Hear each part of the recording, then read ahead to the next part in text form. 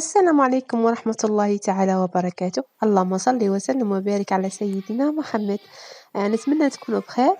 اليوم جيتكم بفلوق جديد. أنا حبيت أني نصور معكم ظاهرة الكسوف، اللي كانت ظاهرة ما شاء الله، وهي علامة من علامات يوم القيامة. إن شاء الله نسأل الله الهداية والثبات إن شاء الله. هنا رغم خطورة الموقف قلت لي نخرج ونصور لكم بالنسبة اللي ما شافوش ولا اللي ما حضروش الكسوف. كاين في بعض المناطق تاع الجزائر كانت الحالة مغيمة، يعني ما قدروش يشوفوا. مي احنا عندنا في ولاية معسكر كان الحال ما شاء الله، يعني قدرنا نشوفوه. هنايا جوايه 7 تاع الحشية، تلاحظوا معايا هنايا الشمس ما تقدريش زعما ما تقدروش تشوفوها بعينيكم، يعني قالت واحد الاشعات في العين خطيره. بصح الفوضى لكم عارفين حنا لي زالجيريان كيما نهار اللي حذرونا من الاحصار والعجاج، زعفنا قلنا كيفاه ما جيناش. لا غالب حنا دايرين كيما هاك. نتمنى يكون عجبكم الفيديو.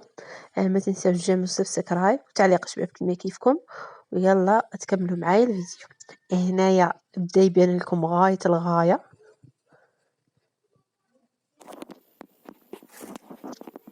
مع الغروب شغل شويه ما لحقناش، يعني ما اكتملش كامل عندنا في الغرب، ما قدرناش نشوفوه بالكامل. تلاحظوا معايا هنايا بدا تدريجيا. اسف على الزحزحه على الفوطو، لا غالب كنت خازنه مور الحيط على الغنطوغاج ونطلع يدي في السماء ونصور لكم، يعني سمحوا لي بزاف.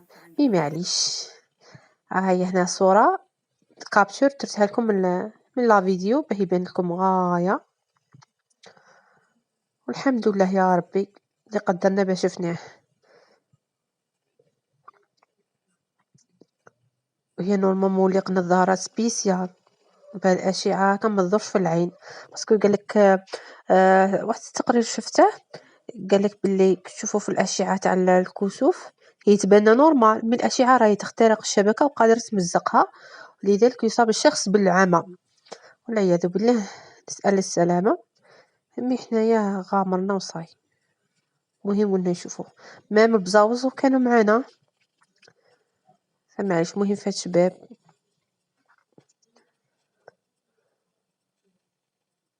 كان واحد الاشعه ما نحكي لكمش، كانت تسرح في العين. كنا صغار كنا نحكموا البابي تاع الراديو، الاشعه الصينيه هذيك اللي نديروها في السبيطار عند الطبيب، كنا نوقفوها ويبان لنا نورمال. على هذاك كبرنا لقينا النظر تاعنا ناقص.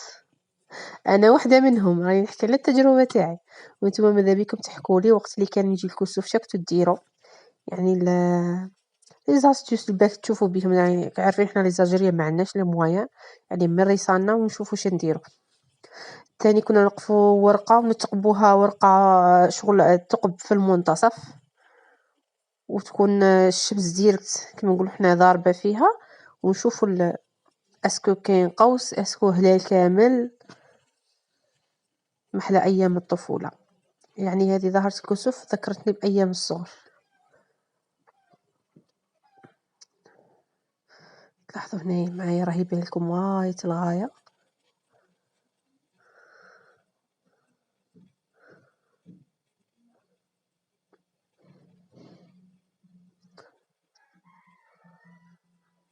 في اسبانيا شفت واحد لي فيديو طلعوا لي ما شاء الله اكتمل غايه.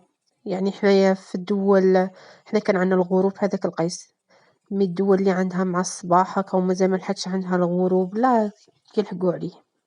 احنا دوماج ما لحقناش عليه كامل، مع جا وقت المغرب يعني كان الحياه مظلمه شويه. الحمد لله. مهم فات شباب، هيا انا معليا نقول لكم غير ما ديروش داك ما تنساوش ما ديروش ما تنساوش داك الجيم سبسكرايب تعليق شباب كيما كيفكم، وما تقولوا لي شك تهضري بزاف باسكو راني نجي هنا نفرغ في قلبي لاخواتاتي اعزائي. هنا صوره من جيجل الحبيبه، يعني كان منظر ملهم رائع ما شاء الله.